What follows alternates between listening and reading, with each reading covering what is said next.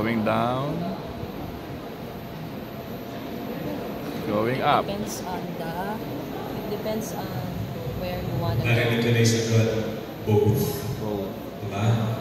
Both going down and Going up. going up. Depending on. Where you want to go. Depending on where do you want to go? Do you want to go up? Or do you want to go down? Depende sa sitwasyon, di ba? Isa kailangan mong bumaba. Pero kailangan tumaas, kailangan. Pero sa inyong sitwasyon ngayon, sa inyong kalagayan ngayon, ito yung pinagdidilayan natin. Sapagkat ito yung moving up ceremony. At sa araw na ito, kayo ang siyang pinakatampo sapagkat ang araw na ito sa ating pag-aalay ng banal na misa, tayo nagpapasalamat sa Diyos. Sabihin nga natin sabay-sabay, salamat sa Diyos! Salamat sa Diyos. Thank you, Lord! Thank you, Lord. Sapagkat kayo ay nagpapasalamat sa bagong pagsisimula, sa panibagong yugto ng inyong buhay bilang mga mag-aaral. Kaya hindi natin maaaring i-set aside. We cannot simply set aside the elements na talagang nagtulong-tulong. Nandun yung presensya ng pagtutulungan, nandun yung presensya ng pagkakaisa at napakahalaga ng mga ito upang makamit ninyo. In order for you to really attain the quality education. Sabihin nga natin, quality education. Quality education. Do you like the pronunciation? Yeah. Yes, of course. Diba? Diba? Kalitan ng edukasyon para sa lahat. Kaya ano ang hamon na ipinibigay sa inyo ngayon, mga minamahal naming anak, yung patuloy ninyong pagsikapan na talagang nandyan kayo sa baba ngayon, di ba? Kasi kung titignan ninyo yung staircase,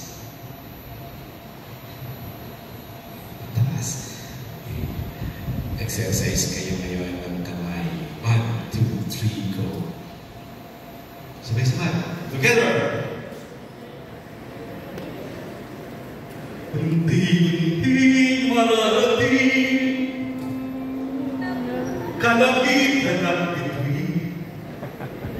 Amen. Amen. Diba? Mangarap ka. Mangarap ka. Pero mangarap ka ng gising. Huwag kang mangarap ng tutulog-tulog. Sapagkat yung pangarap ay pangarap na tinutupad. Yung pangarap ay pangarap na pinagsisikapan. Kaya kung babalikan namin yung mga Tagalog na ginagamit namin taunay sa pag-aaral. Sa philosophy of education, when I was studying in De La Salle University, taking up my masteral in educational leadership and management. Diba, Dok? Ano sa Tagalog, sinasabi sa atin ng mga professors natin, talagang pinagpupupo sa ulo natin. Magsikhay ka sa pag-aaral! Sabihin nga natin sabay-sabay, magsikhay! Magsikhay! Sabihin mo sa katabi mo, magsikhay ka! Magsikhay ka! Wala kang ginawa kasi kundi magsuklay! Kaya pagkata sa eskwela.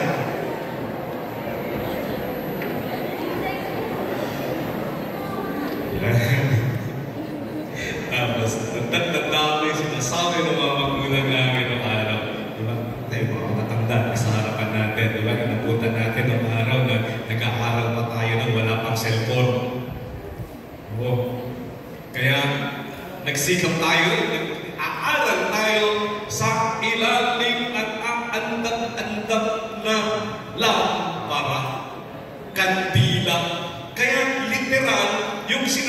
atin ng mga magulang namin nung araw na sa pag-aaral namin ay magsunog ka ng kilay.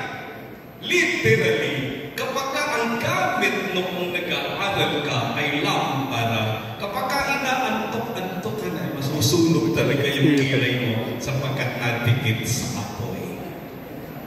Diyos ko, ngayon, yung mga kabataan nag-aaral, hindi na nagsusunog ng kilay. Ano ginagawa ng mga kababaihan, kabataan? Hindi na nagsusunog ng kilay. Ang ginagawa na, Nag-aahit ng kilay. nag-aahit na ng kilay at nagbubunot ng kilay sa kabibili nung pang-drawing na ganyan. O kaya patatatuan.